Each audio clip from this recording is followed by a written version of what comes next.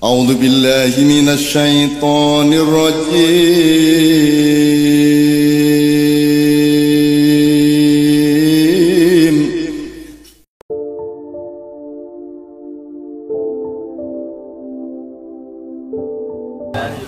Bismillahirrahmanirrahim. Assalamualaikum warahmatullahi wabarakatuh. Karena saya berkomunikasi Anda pakai kata-kata, pakai bahasa. Sebelum bahas tentang lebih jauh, sebelumnya sepertinya kita perlu paham posisi bahasa dan kata itu, pentingnya gimana, resikonya gimana, dan seterusnya lah. Kalau saya mau suruh jelasin logika itu sederhana. Bagaimana mencari konklusi berdasarkan set data yang Anda miliki, gitu aja. Tapi itu resolusi yang sangat rendah terhadap arti dari logika itu. Nanti kalau di breakdown ada lagi informal logic, logika informal, logika formal, logika simbolisme, ada logika matematika, ada resolusi semakin dalam, resolusinya semakin jelas. Anda kalau resolusi bayangin aja yang kita alami setiap hari. Yang di sini yang belum pernah nonton YouTube siapa? Udah semua ya. Kan ada 144, ada terusannya berapa? 256, ada 4. Aku rapal lah, pokoknya sampai HD-nya tinggi banget. Nah, ini kata-kata, kalimat itu adalah resolusi sangat rendah daripada sebuah konsep. Jangan lupa itu. Jadi kita punya konsep yang panjang, kita punya konsep yang misalnya hujan nih, apa ya, gampangnya hujan lah, misalnya hujan, mau titiknya cuman sedikit, airnya cuman sedikit, gerimis, telepek, dan seterusnya sampai hujan deras banget, hujan badai, kita nyebutnya sama hujan. Jadi kan paham maksud saya ya, kata hujan itu punya resolusi yang sangat rendah. Dia sendiri tidak bisa punya makna yang spesifik kalau kita tidak menggali lebih jauh terhadap makna hujan tersebut. Nah, hujan karena ini kadang-kadang sangat penting, bukan sangat penting, sangat berguna untuk manusia untuk dimanfaatkan menjadi hal-hal yang bermanfaat buat dirinya. Misalnya gini, misalnya gue jomblo ya, misalnya gue dari pacar gitu ya, wis males apel, terus kok nggak apel, hujan nih dek, padahal telitik gitu aja. Oh ya nggak apa-apa mas, padahal yang di kamu bilang hujan membayangkan hujan deras, faktanya hujannya rintik-rintik. Nah, resolusi yang sangat rendah itu benar-benar membuat kita tidak bisa langsung ke spesifik informasinya apa, sebenarnya tidak bisa. Kita harus memahami limitasi dari kata-kata dan kalimat.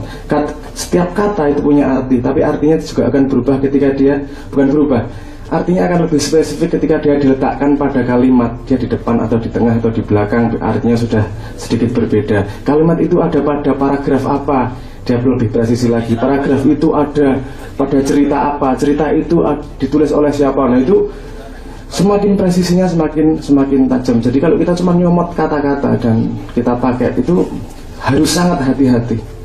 Dan itu akan menimbulkan banyak hal yang tidak kita inginkan sebenarnya. Misalnya kalimatnya gini, paling gampang untuk mengaburkan, merendahkan resolusi itu dengan memberi cap, cebong kampret, wes selesai. Itu resolusi sangat rendah. Jadi suami istri bisa cerai cuma gara-gara cebong kampret. Beda, satu cebong satu kampret. Ini satu resolusi, kata-kata yang resolusi rendah kemudian di-unpack. Ini kan di konsep yang rumit dikompresi menjadi kecil sehingga dilemparkan oleh kata-kata, kemudian yang mendengar kata-katanya di-unpack lagi untuk menjadi sebuah konsep. Nah kadang-kadang ini nggak nyambung nih, kompresinya sama dekompresinya kadang-kadang nggak pas. Nah itu yang tidak pernah kita bahas terhadap resiko dari kata-kata, kalimat, pilihan kata dan seterusnya itu, bahwa sebenarnya kata-kata adalah hasil kompresan dari konsep yang jauh lebih besar. Itu perlu kita pahami. Jadi kalau saya ngomong rumit, kadang-kadang saya banyak dikomplain sama teman-teman, kok ngomongnya ruwet banget toh, nggak bisa simpel-simpel aja toh. Ini ada kebalikannya nih. Kalau kita ngomongnya sederhana, resolusinya pasti rendah. Kalau kita ngomong mau resolusi tinggi, pasti rumit jadinya. Jadi saya sampai sekarang saya masih belajar bagaimana nggak terlalu resolusi tinggi, tapi cukup jelas untuk bisa dipahami. Ini yang paling gampang membawa manusia, mempengaruhi manusia itu kalimat-kalimat dengan resolusi rendah gitu. Pokoknya ini. Kalimat-kalimat pendek itu saja. Padahal resolusinya sangat rendah. Kita nggak bisa ngomong satu kata artinya ini kalau kita tidak tahu konteksnya dan seterusnya lah. Misalnya gini, saya punya satu kata nih, yang kalian pasti nggak akan ada artinya.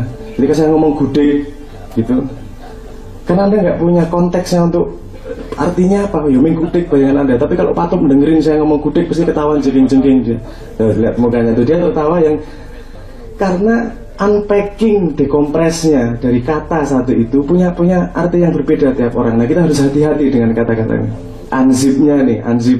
Kan kita ngezip jadi sebuah kata, katanya kita lempar sama dia unzip tuh jadi sebuah konsep. Makanya kita kalau sama anak kecil, karena ngomongnya nggak rumit-rumit, karena kita tahu dia tidak punya unzipnya.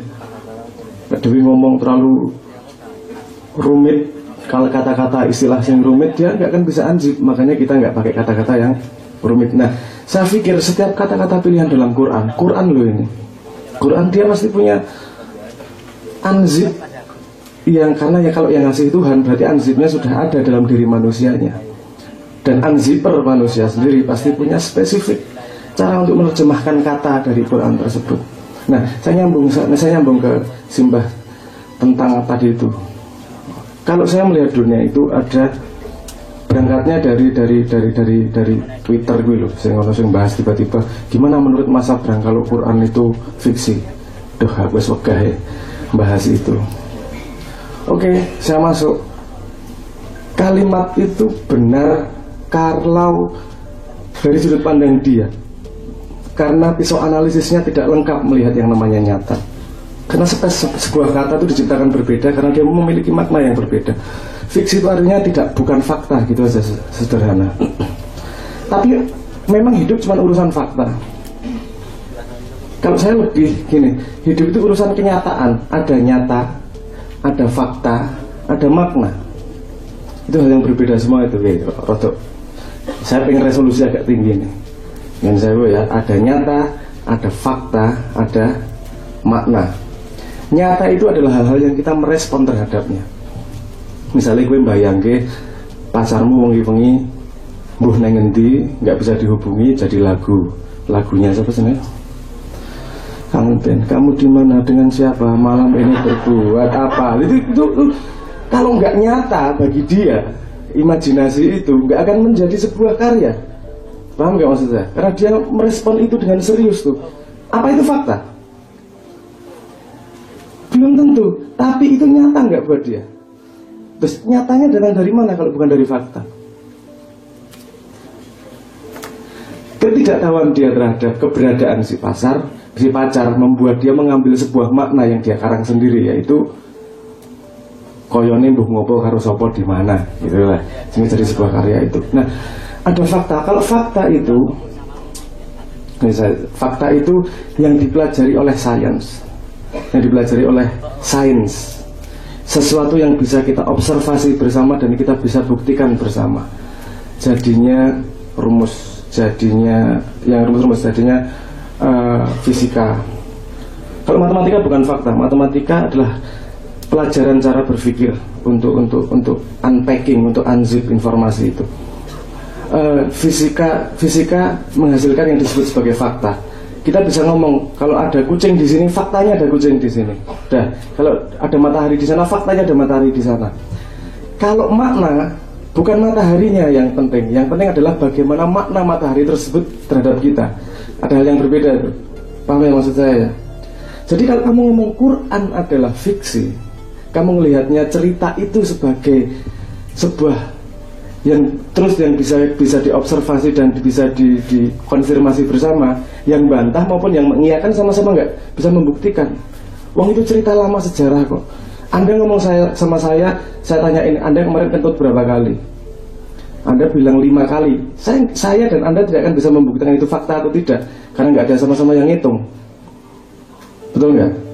Secara fakta itu susah mau ngomong benar atau enggaknya, karena kita harus benar-benar melihat dengan indera kita. Kalau ngomong fakta, kita harus bisa menganalisis sampai benar-benar observable, objectively, secara kita semua bisa membuktikan kebenarannya. Tapi Quran tidak pernah ngomong tentang bahwa dia adalah buku fakta. Pernah apa ngomong itu? Enggak kan? Dia tidak pernah mengaku saya buku fakta. Enggak. Quran adalah buku yang sangat nyata karena dia menimbulkan makna dalam diri manusia.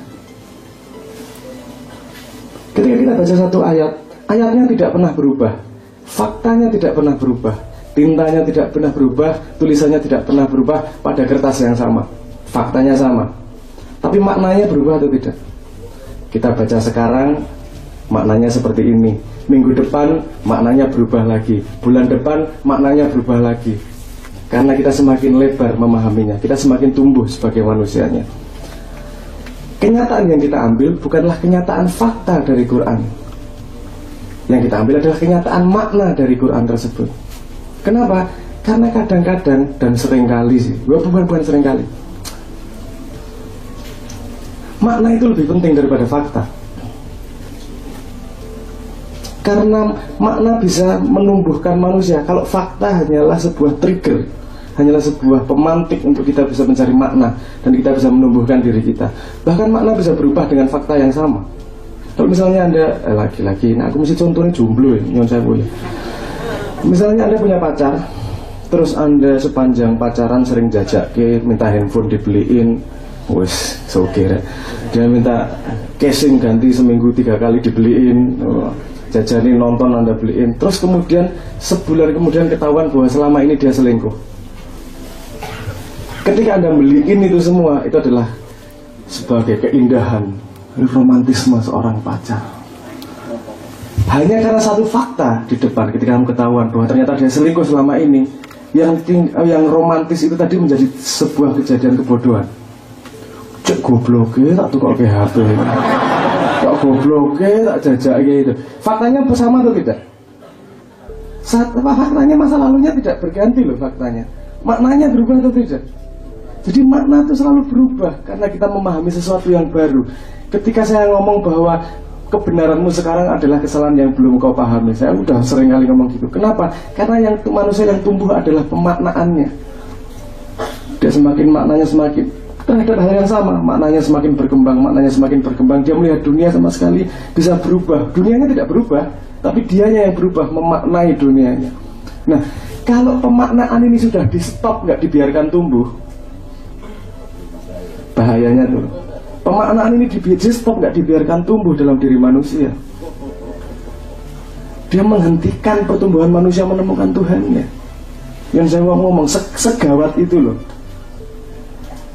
Kenapa? Karena semua manusia punya cara sendiri memaknai untuk menemukan yang sejati. Perjalanan tiap manusia beda kok. Ketika saya ngomong HP, Anda ada yang nggak terlalu tersinggung, tapi ada yang sangat tersinggung juga, Juk Gerantes. Karena benar-benar pernah beliin HP pacarnya yang kemudian selingkuh itu. Rasanya itu ngomong asunya itu lebih dalam daripada yang lain. Kayak karo bayangin saya ngomong HP, tapi maknanya berbeda karena dia pernah mengalami itu dan merasakan kebodohan itu merasa dalam dirinya. Jadi Quran fiksi atau bukan? Kalau kamu pakai kosakata fiksi dalam KBBI adalah dia bukan fakta. Kamu sama aku nggak bisa sama-sama nggak bisa membuktikan itu fiksi atau tidak. Aku bisa ngomong kamu boleh punya pendapat seperti itu hanya karena apa sebenarnya pisau analisismu tidak jelas. Bukan tidak jelas. Pisau analisismu tidak lengkap dalam menganalisa experience manusia. Pengalaman manusia itu tidak hanya pada faktanya, tapi pada pemaknaan terhadap fakta. Bahkan pada fakta yang sama kamu bisa berubah. Bahkan bisa gini, kalimat itu dihapus itu tadi. Gini, melihat fakta pun, fakta yang sama, kita bisa hal yang sama. Saya nggak ngomong fakta yang sama, saya harus hati-hati dengan kalimat. Pada hal yang sama kita bisa melihat fakta yang berbeda. Kenapa? Karena kita kadang-kadang tidak bisa melihat semuanya. Kita hanya bisa melihat sepotong ini, kita bisa melihat sepotong ini. Belum pemaknaan loh itu, baru ngomong faktanya saja loh, kita bisa hal yang berbeda. Kenapa? Karena yang kita perhatikan itu pasti sesuai dengan persepsi kita terhadap apa yang kita perhatikan. Ruang nyon sewu, karena ini hanya saya ingin resolusinya agak tinggi nih, bahas tentang apa namanya itu tadi. Nah jadi perdebatan sekarang antara benar salah. Kalau anda ini mungkin butuh itu ya, butuh meresapi lebih dalam, mana ini makna, mana ini fakta, mana ini makna, mana ini fakta, mana ini makna, mana ini fakta. Karena sains itu belajar tentang fakta, dia tidak peduli pada makna. Dia tahu elektron apa dan segala macam, tapi artinya buat manusia nggak ada. Hanya ketika ini ditarik sama orang yang mencari makna, dia menemukan kebesaran Tuhan di situ. Jadi jangan tuntut sains untuk punya makna, karena memang dia didesain untuk mencari fakta. Dan semakin besar fakta yang ditemukan, semakin resolusinya tinggi fakta yang ditemukan, pemaknaan akan Tuhan akan semakin dalam dan semakin tinggi juga. Jadi tidak berlawanan dua itu. Karena memang kita punya dualitas tersebut, kita punya pemaknaan dan kita punya fakta yang kita alami dalam hidup. Logika bermain pada situ. Karena logika ada pada kesadaran. Kesadaran itu apa? Kesadaran itu, sepemahaman saya ya, ini baru teori juga, pemaknaan saya, itu antara loop antara fakta sama makna nih loh, terus bergerak nih, makna di fakta, fakta dimaknai, fakta dimaknai, fakta dimaknai, terus loopnya semakin cepat, loopnya terus berjalan. Itu jadi kesadaran kita bisa hidup seperti ini. Kalau yang bukti yang saya miliki adalah ketika kita baru bangun, biasanya nggak nyambung, baru bangun kebakaran, langsung berdiri lari, nggak jelas konteksnya, pokoknya wes gagap, melayu wae. Kenapa? Karena belum ada looping nih antara makna sama fakta.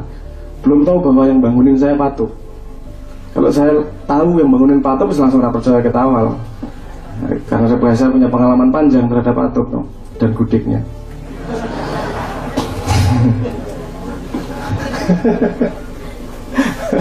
Enggak, mas apa? Jadi paham maksud saya ya? Logika bermain pada kesadaran tersebut, bagaimana dia mengumpulkan data-data untuk menjadi sebuah konklusi. Data-data itu sendiri harus kita pilah. Ketika kita mengambil data, itu faktanya atau pemaknaan kita terhadap fakta tersebut. Pemaknaan yang berbeda akan menghasilkan konklusi berbeda. Bukan tidak pakai logika. Logikanya bisa tidak salah, logikanya bisa benar, tapi dataset yang dia ambil berbeda dengan dataset kita. Dataset yang berbeda akan menghasilkan konklusi berbeda walaupun memakai logika yang sama.